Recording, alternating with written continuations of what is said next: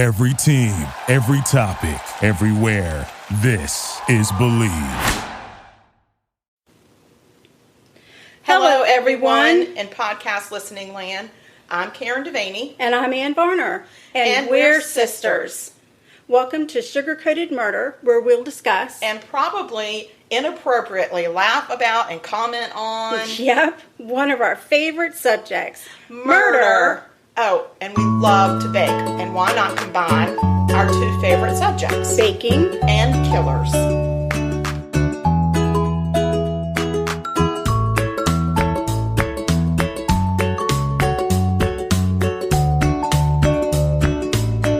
Hello, Karen Devaney. Hello, Ann Varner. How's it going? It's good. How are you? It's been a crazy week, and it's only the middle of the week. Yeah, it's been a really long week. I feel like this week's been like a month. Oh, you think it's been a long week? I think it's been an exciting week. Oh, well, it has been exciting. I guess, I don't know.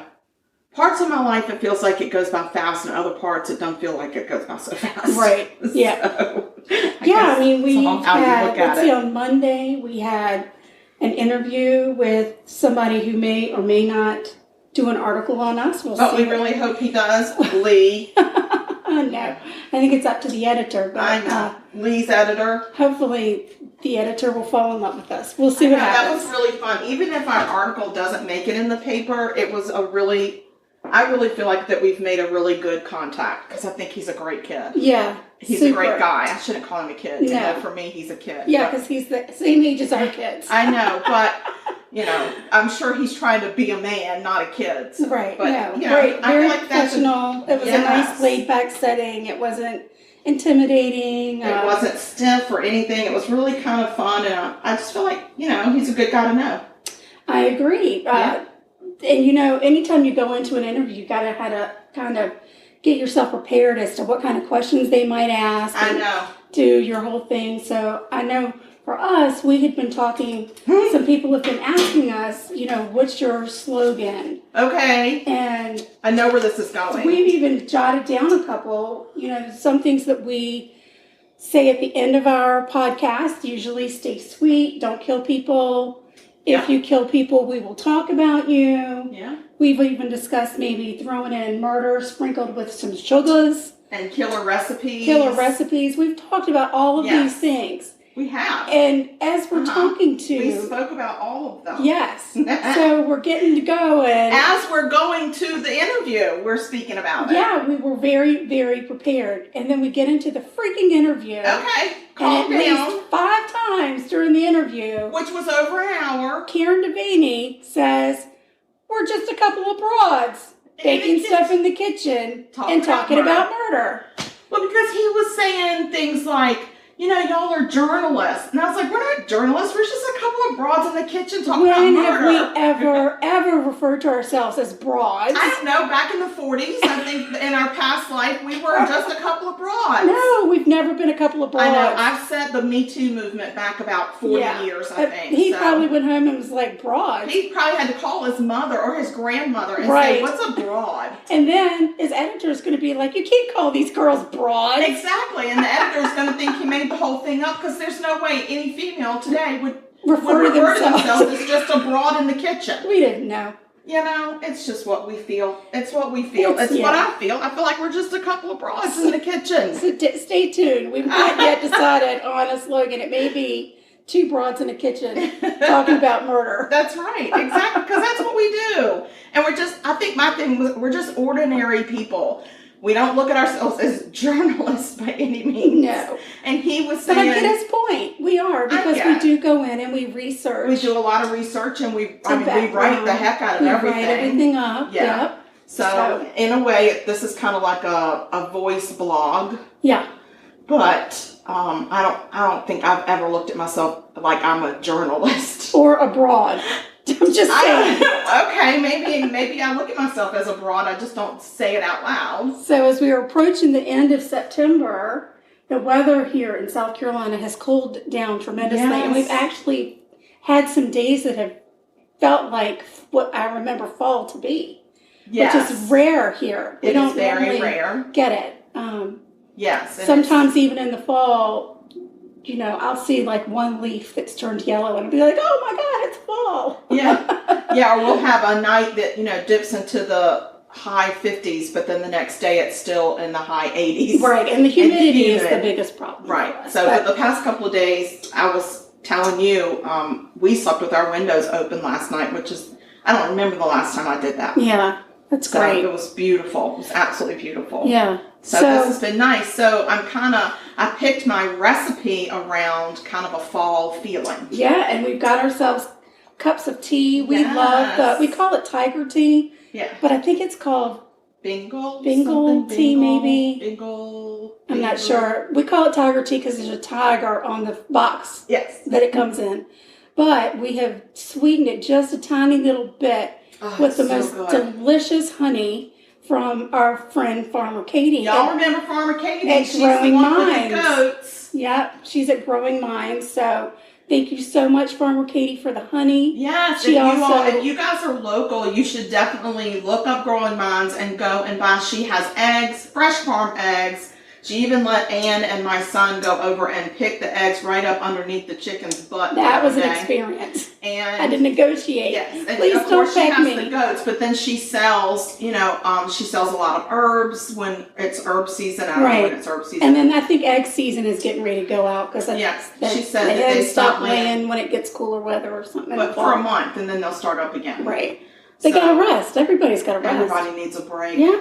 So and she's raising bees and making her own honey, and it's amazing what she's done. Her daughter does what does her daughter do? She makes soap. Soap, yeah, and I think she also helps with the bees. Then she does help with the bees. Yeah. So anyway, hats off to Farmer Katie and her very yummy honey that has made it into our tea today. It is delicious, and I'm not a big fan of honey. I'll be really honest with you, but this is delish. I think the difference is the raw honey doesn't have that burny feeling in the back of your throat. I feel like a lot of honey that you get that's already been pasteurized or whatever, it's been chemically induced with something. I think that's a difference. Well, and I'm sure Farmer Katie adds a little love to hers. Well, of course, I can taste it right now. Absolutely. Mm-hmm. All right, so because it's fall, y'all, let's hear about what you're making because I could not be more excited about this. Yes. So, who doesn't love apple cider? I don't know. I don't even know.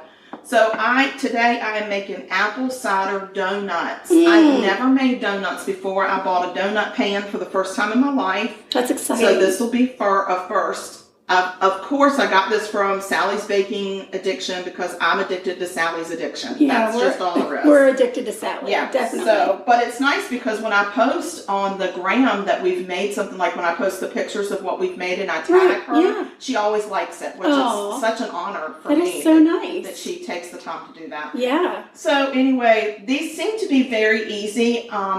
They call for reduced apple cider, which I did this morning because it takes about 20 minutes to do it and then it needs to be cooled. Right. But it's very simple. You take a cup and a half of apple cider, put it in a saucepan, put it on low, and then you, after you put it on to simmer, and it simmers. She says it takes about 20 minutes for her. I think it took maybe a little bit more, maybe 23 minutes for me. I don't know. Right. But it reduces down to a cup. So you want to take 1.5 cups and reduce it to a cup. And what that does is it reduces, and when it does, it gets a really strong flavor. Gotcha. And that really helps bring the flavor out in the recipe. Yeah, because I've tasted apple cider donuts before that just didn't have a apple cider taste. Yeah, it didn't have a good kick. So I'm hoping that these do. So it's really simple. It's something that I think that I'll be able to prep in the evenings and then get up in the mornings on Saturdays or Sundays and whip out a dozen of donuts. I can't wait. I know. So it's really simple. You take your dry ingredients, which is just your basics. It's your flour, brown sugar, white sugar, baking powder, baking soda, apple pie spice, cinnamon, and a little bit of salt. And you put those dry ingredients aside in a bowl. And then I'm going to mix my wet ingredients, which is going to be my 1 egg, melted butter, vanilla, and milk. And I'm going to whisk that. And then I'm going to put it all together, combine it.